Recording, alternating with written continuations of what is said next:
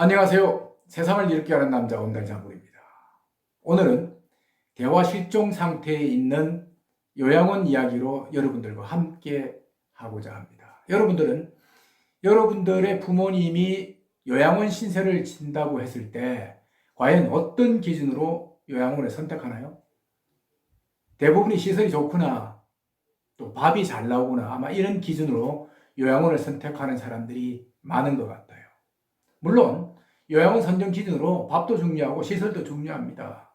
하지만 여러분들의 부모님이 하루 종일 요양원에서 어떻게 지내는지 생각해 보신 적이 있나요? 요양원에서 나오는 밥 잘 먹고 또 프로그램 따라서 잘 지내고 또 동료들과 잡담도 하면서 요양보호사들과 깊은 대화도 하면서 이렇게 시간을 보낸다고 생각하세요? 천만의 말씀입니다. 요양원 현실은 전혀 그렇지 않아요.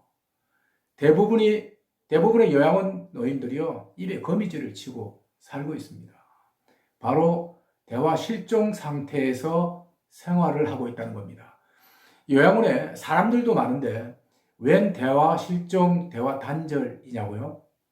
여러분들이 궁금해하니까 제가 한번 따져보겠습니다. 자, 같이 생활을 하는 노인들은 일단 인지 능력에서 차이가 있잖아요. 그리고 또 살아온 역사가 달라요. 그러니 오래 이야기를 하겠습니까? 그렇지 않죠. 대부분 단답형으로 끝납니다. 설사 이야기를 한다더라.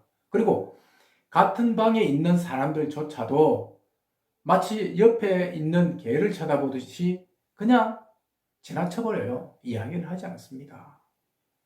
너는 너, 나는 나, 이런 식으로 생활을 하고 있는 거죠. 자, 그러면 더 중요한 요양보호사예요. 요양보호사가 가장 중요하죠. 대화 상대로서. 어느 정도 인지 능력이 있고 자신들이 이끌어 간다고 생각을 하니까요. 근데 정작 요양보호사들은 바빠요. 한 사람이 여러 사람들을 관리를 하다 보니까 바쁘죠. 어느 한 사람 잡고 진득하게 이야기를 할 수 없는 상황이에요. 이 요양보호사들은요, 정말 조직에 따라 움직이고 룰에 따라서 움직이기 때문에 한 사람 한 사람을 잡고 정서적인 대화를 할 수가 없는 상황이죠. 자, 그렇다고 우리 어르신들이 전화 통화를 해서 친구들과 오래 잡담을 할 수도 없는 상황이잖아요.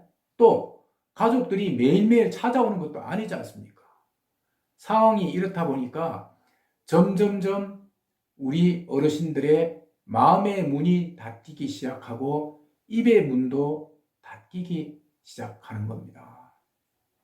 상황이 이런데 요양원 노인들이 누구랑 이야기를 하며 스트레스 해소를 풀어야 할까요? 정말 풀 수 없는 문제죠. 자, 우리와 입장을 한번 바꿔 생각해 볼게요. 우리가 하루 종일 대화를 할 상대가 없어서 입을 닫고 살았다 생각해 봐요. 또 하루는 견뎌요. 일주일, 한 달, 1년을 그렇게 산다 생각하면 여러분 견뎌내겠습니까? 아마 모르긴 몰라도 자살하는 사람이 상당수 있으리라고 저는 생각을 합니다.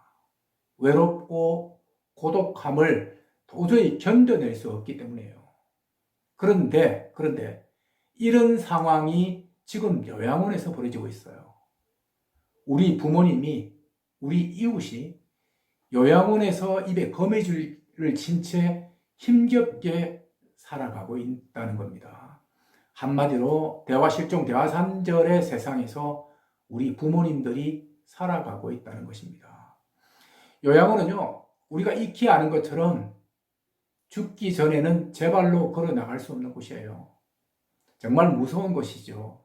언젠가는 떠날 이곳에서 기약 없이 살아가는 것도 서러운데 평소 하고 싶은 말조차 못하고 살아가는, 마치 꿀먹은 벙어리처럼 살아가는 것도 정말 보통 힘든 일은 아닐 거라 저는 생각을 합니다.